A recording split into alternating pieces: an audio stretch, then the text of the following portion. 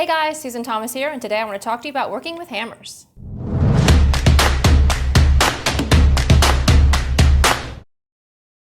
So you've started making jewelry and you've decided you want to get into metal work. Great, but the first thing you find out is that there are a lot of hammers involved in working with metal. What do I do with all these anyway? I mean, seriously. I'm going to talk to you guys a little bit about what to do with some of the basic hammers that you need to use when you get started working with metals. So first of all, I want to talk to you guys a little bit about what some of these hammers are. I don't have a lot here, I'm just starting you with 3, so you should be able to remember and kind of follow along pretty easily and get started working with your metal. First of all, I want you to understand that this is not a new hammer. It is my hammer, but I did bring my hammer because I wanted to show you guys that I use this all the time. This is a rawhide mallet. What I use it for is to flatten out metals or to smooth out rings. Like this is a bangle. You can see this one's kind of misshapen right now, and I'm gonna reshape this with my rawhide mallet, but it's not gonna mar the metal. And so that's why I use that all the time. Also, I can flatten out pieces of metal so that they're not curved like this without affecting the texture on the metal. To me, the next most important hammer in my hammer arsenal is a chasing hammer. If you look at this chasing hammer, it's got this kind of domed flat end on it, and that's great for dapping, which is flattening and hardening metals, also for texturizing. And then on the other side, it's got this little ballpin end, which is also great for texturing. I also like to use it for riveting. So this is a great little hammer. I use it all the time. The last one I have is a texturing hammer, and I'm going to show you this way so you can see the head of this hammer. This one's also mine, and you can see it's also very well used. This side has kind of a lined texture, and then on the other side I have kind of a checkerboard texture. So these are great for putting different textures on your metals. There's lots of these hammers out there with different textures on them. Some of them even have like 9 different heads and 9 different textures, but this is one of my favorites. I found that a lot of textures tend to look pretty similar on metal, so I kind of stick to some basics. So I love this one because it's just got the lines and the checkerboards. So those are the 3 hammers that I'm going to be working with today. I also have a bench block here. You're gonna need a bench block if you're working with hammers because it's a nice flat smooth surface, and you don't want to put a texture on the back side of whatever you're working with when you're hammering. So this is a great little steel bench block that you can work with. I'm also going to be using a ring stick just to hammer on. This is a steel ring stick, and I'm gonna be using a steel bracelet mandrel. And then the metal I'm working with today is sterling silver and copper. I've got some bangles that I've started here. I'm gonna show you how to flatten those out and shape them and texturize them. I've got some little stack rings that I made, and then just some flat metal that I can show you those textures on, and then some pieces of metal that I cut out of copper. First of all, I'm going to talk to you about the first hammer, which is my rawhide mallet. Now, if you get one of these, yours is going to be nice and new and pretty, I promise, but after you use it for a long time like me, it is going to take on its own little shape, kind of like your personality. This is sort of like me right there. So I'm going to take my bracelet, and this is just a bangle that I have soldered, and I haven't done anything else to it yet except clean it up. So what I'm going to do is put that onto this mandrel, and I'm going to use the mandrel and my rawhide mallet to shape this up back into a circle. So what you want to do is just kind of hammer around, and you can either turn the bracelet or you can turn the mandrel, whichever is easier depending on your workstation. So I'm just going to continue to hammer that, and I'm pushing it up on the mandrel to keep it that nice round shape. All right, so now what I've done is I've made this into a pretty circle without putting any texture on my piece. Now, similarly to that, I'm going to take this little piece of metal, and you can see how it's kind of bumpy and sticking up. I cut that out with a pair of shears, and I want to flatten that out without putting any texture on it. So I'm going to use my rawhide mallet just to flatten that out on my bench block. See that? So now it's nice and flat. I'm going to do the same thing on one of these rings on my ring stick, make this kind of round, and that way I'll have a nice round ring to start with when I texturize it.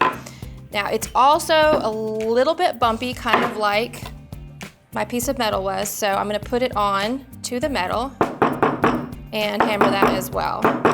So now you know one thing really important about hammers, and that's that they're a little bit noisy. So next thing I'm gonna do is I'm gonna show you guys about the chasing hammer. Now these are not all created equal. Sometimes they'll have a really flat surface here. I like the ones that have a little bit of a dome on them because I find that they're just a little bit more forgiving. So if you're buying a chasing hammer or picking up a chasing hammer, you're gonna wanna look for one that has a little bit of a dome on it, especially if you're a beginner. The first thing I'm gonna do with this is I'm gonna use it to do something called dapping. What dapping does is it flattens the wire, but it also strengthens it. So I have made myself a little pair of ear wires here, and I made them out of 20 gauge sterling silver wire. And 20 gauge is not a very thick wire. It's under 1 millimeter, and so it can be a little bit, I guess, too forgiving, meaning I can pull on this, like if somebody wore this in their ear, they could easily bend it and it would become misshapen. And I don't want that. I want it to stay this beautiful shape that I made. So what I'm gonna do is I'm gonna dap the curve right here to make it a little bit stronger so that when somebody uses it or puts it in their ear, it's gonna keep that shape. So to dap it, what I'm gonna do is just right here at this curve, I'm gonna take this flat side of my chasing hammer and I'm just gonna hammer that. And I'm gonna show you the difference. So this one's kind of flattened at the curve and this one is not. And so now when I pull on this, it strengthens the metal. And this one is not super strong. See how it kind of loses its shape? And so I'll do the same thing to that one. I also like to use this side to do some texturizing along the edges of my pieces of metal. I cut this out with a shear, and so it's a little bit sharp on the edges. And I can file it if I want to, but you can also use this little edge right here, or this one to kind of dap along the side and make a little texture that will take off some of that rough edge on the back. So I'm just gonna kind of go around the edge of this piece of metal and make a little texture, kind of a finish on this piece of metal.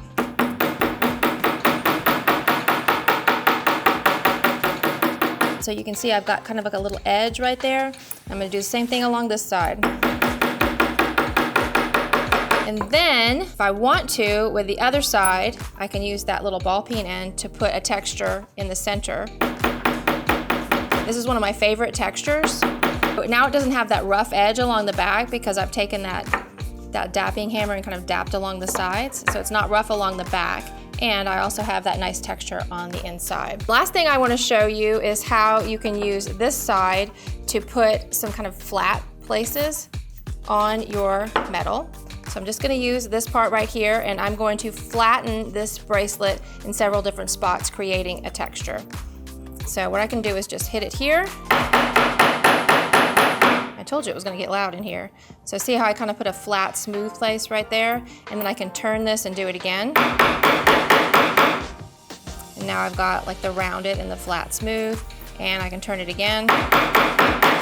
Same thing. So I'm just kind of creating a texture on this piece. And if I want to, I can use this to strengthen up this bracelet. Now this is also going to put a texture on it, but it will strengthen this up. So what I can do is I can use this to strengthen the outside of this. Now what it will do, because I'm hitting it with metal, it's also gonna make it a little bit larger. So for some reason you made a bangle that was a little bit small and you didn't mind adding a little bit of texture, you can use that metal against metal here to create a little bit larger piece. So I'll show you kind of what happens. So this is rounding it out just like I did with the rawhide mallet, but it's creating a pretty texture on the outside. You can see I'm kind of pulling it up as I go because it's actually expanding as the metal hits the metal. So think metal on metal makes things bigger and expands the size. Rawhide on metal does not. But see how round it is? And then I would just put this back on my bench block and hit it with my rawhide mallet again to kind of flatten it out. So it's a nice round bangle, and I really like that one, so I'm gonna add it to my stack. Let's work a little bit with our texturing hammer. So I love this one because it puts this really great shiny texture on your pieces. It's a little bit rough, and this one's really fun because it just puts some little lines on there. Now, when you use a texturing hammer, because it's metal, and I'm gonna use it against another piece of metal, it is going to expand the size of my piece. So these little rings, right now I'm gonna push this up my ring mandrel. That's a size 7. Generally speaking, when I'm done texturizing this, it's gonna be about a size 8. I'm gonna take the line side here, and I'm just gonna hit this, and I'll show you the texture that it gets when I get done. So I'm gonna hit, I'm gonna turn it.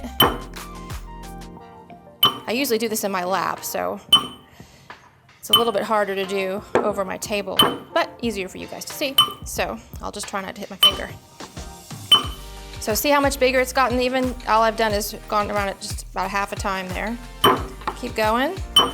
And if I want to, I can just hit it with my rawhide mallet, just a little bit to round it up, and take that off. And so see, that has a really cool kind of lined texture on it. And we put that one to the side and get another one. Let's see what size this one is. Should be a 7 also. Yeah, it is. Now I'm gonna take this side and I'm gonna show you what texture this gets. Now this one, I am just going to hammer all the way around until it's a size 8. So now it's a size 8. And I take that off, and both of these guys are just a little bit wavy. So I'm gonna go back to my rawhide mallet. And now you can see the difference in the textures there. So this one's kind of real shiny and rough, and this one has those nice little lines on it. See the difference? And if you want to, because I use sterling silver, what you can do with this is you can take some liver of sulfur and you can oxidize these a little bit. I've got these right here oxidized on my finger. Makes them a little bit darker, and it also brings out the texture in your rings. Now I'm gonna take just this little piece of copper here, and I'm gonna hit this with all 3 different textures that I've shown you today so you guys can really see the difference.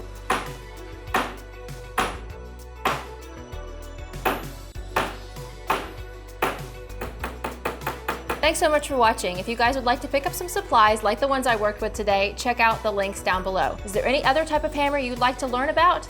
Let me know in the comments. Don't forget to like and subscribe, and I'll see you again next time.